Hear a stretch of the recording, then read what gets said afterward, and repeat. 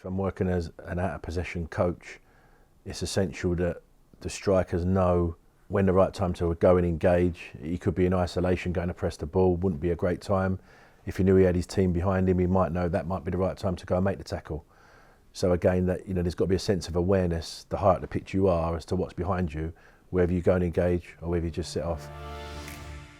How can coaches help players learn when the best time to tackle is and get that reading of the game? I think that's around, again, that's in session design.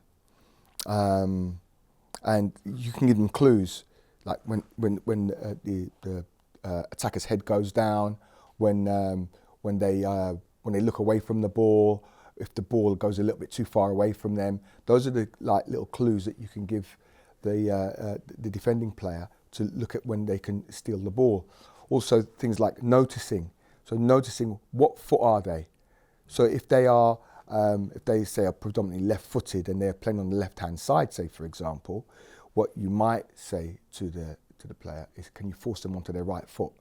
So as they go onto their right foot, because they've got no other alternative, that's the moment that you can make a challenge. So it's things like that, and those things take time. And I think that's what's really important, is that if your practice design is right, what you'll be able to do, you'll be able to manipulate those things to happen during the practice.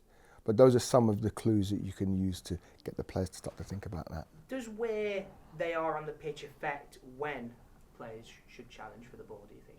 I would say yes, as a collective. If I'm working as an out-of-possession coach, it's essential that the strikers know when the right time to go and engage. He could be in isolation going to press the ball, wouldn't be a great time. If he knew he had his team behind him, he might know that might be the right time to go and make the tackle. So again, that there's got to be a sense of awareness the higher up the pitch you are as to what's behind you, whether you go and engage or whether you just sit off. So I would say that would be my key trigger as to higher up the pitch, when to tackle and when to just sit in as a compact team. Yeah, I think I would definitely agree with that. I think as you go higher up the pitch, there's less of a likelihood that your forward's going to win the ball. So it's how we set up behind the forward to try and win the ball. Now, when the ball goes into that midfield area, there's the midfield area at the front of the pitch, so the bit where it's nearer their goal, and then the midfield area where it's nearer your goal. So you now need to think about, as a midfield player, how do I tackle in that forward area? Is the tackling or the challenging that I'm going to make different to when it's closer to my goal? Because you now have to start to think about, where their danger is, isn't it? Because their danger could be now they're in they're on the edge of your defensive third, and now they've got to just play past your back players.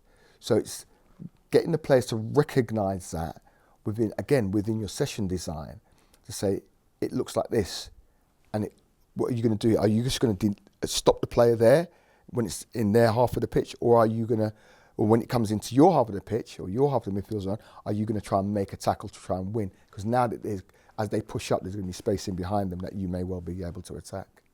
I'd probably also add that when you're looking to sort of tackle and defend from high up the pitch, you normally find the front players are the agitators. They're the ones who go in to try and disrupt, and it's more time than not the midfield players are the cuter ones who, from the agitation that's gone on prior, they're the ones who just step in and end up winning the ball back. So different roles for probably different players from nearer to the goal to further away from the goal, I would say. How important is it that players are comfortable defending in 1v1 situations now? Yeah, essential really. Again, essential, because players will be covering all different types of areas. If you're sat in a low block, for instance, against a team who's really dominant, and your strikers, you see some Atletico Madrid, you get their strikers are probably from front to back, probably just outside, 10 yards outside the 18-yard box. So they've got to be quite clever in how they're going to defend, because any mistake, playing at that type of level, a free kick from 10 yards outside the box could end up in your top corner. So it's essential that all players are able to be comfortable defending 1v1, because they're all taken to all different parts of the pitch pretty much any time in the game. Yeah, and we have to recognise that 1v1s, they happen in a split second. They don't last for long. So the idea of being able to defend 1v1 is, what am I doing? Well, if I can win it, great, but I might have to just hold off and delay till my mates come back to help me. So that's a really, the player has to be really clever in that 1v1 situation. So again, from my point of view, when I coach 1v1s, I don't coach them as it's you versus me. I coach it as you and your mate against me and my mate, and the 1v1s will happen in those moments. And then you start to get this idea of cover and balance and that sort of stuff. 3v3. That's those. When I want to teach 1v1, it's 2v2, 3v3. That's how I would do it. Yeah.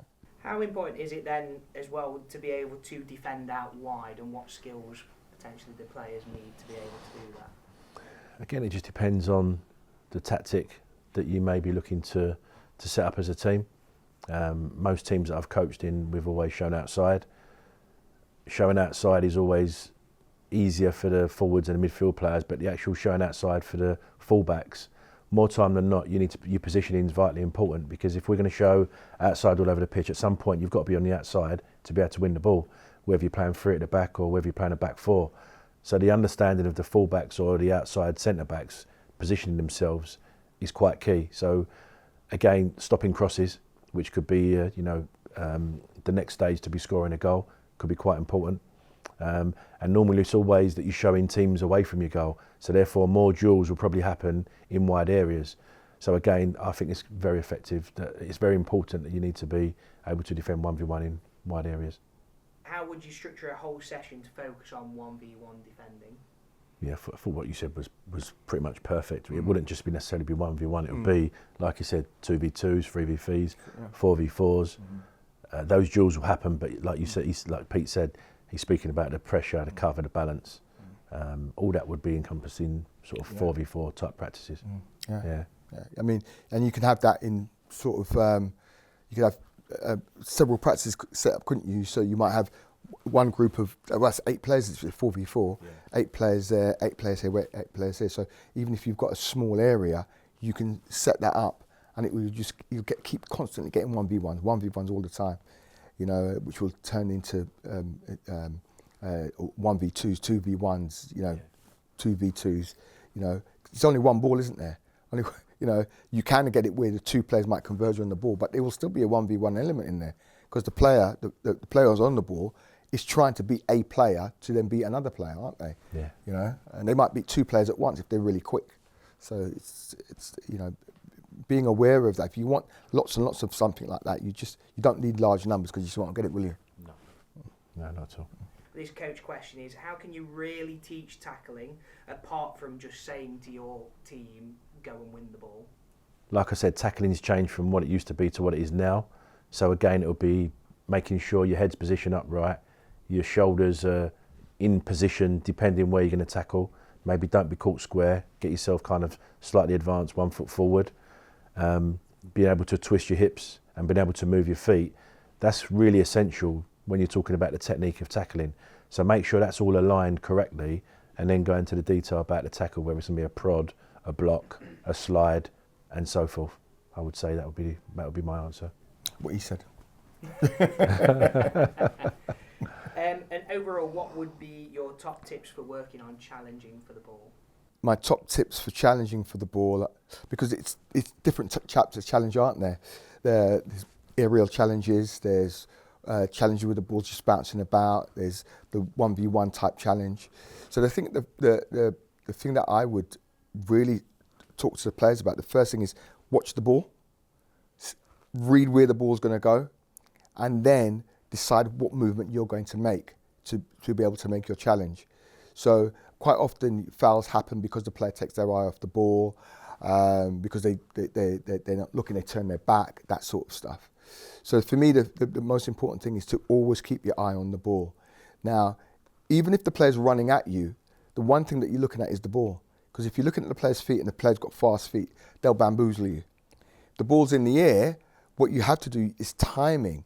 So you might need to take a step back, because often I see this, the player runs into the back of the other player because they're trying to, they're getting there too early. Well, actually give yourself a little bit of time, arm's length away, watch the ball, and then time your jump to win a header, say for example. So it's those kind of things, but for me, the essential thing is watching the ball, because if you take your eye off the ball, I mean, when I played in the dinosaur ages, and the T-Rexes would run across the pitch,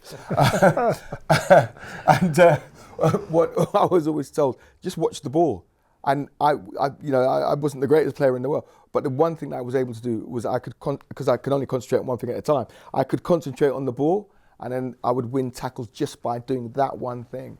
And I think Warren said it earlier. It's a bit of a dying art, isn't it? That challenging for the ball and winning it clean and then moving off, because you have to practice it. You've got to practice it. I would say balance. You know, being imbalanced when you're trying to intercept, when you're trying to tackle, because the second you're kind of unbalanced, you know, anyone can push you over. So being able to use, you know, as you said, I spoke about the smaller players, being able to set their bodies in a position to be able to be strong.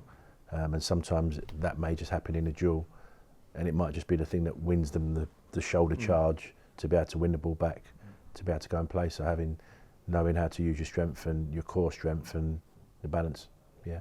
And how can coaches help players figure that out? Put on as many duels as possible against all different shapes and sizes, and see how you fare, and then they can kind of observe, notice, and then work towards. And in the grassroots game, for me, it's sometimes finding out what other sports they do. So I've got boys who play basketball. So when they're going in for a challenge, and I've noticed that their defending is quite poor, I say to them, how would you defend the player in basketball? And they show me, I want to take this shape. Well, why do you take that shape? Well, if I take this shape, they can't do this, they can't do that. And I said, so imagine if the ball's on the floor, it's in football, what does that look like? Could you use the same technique?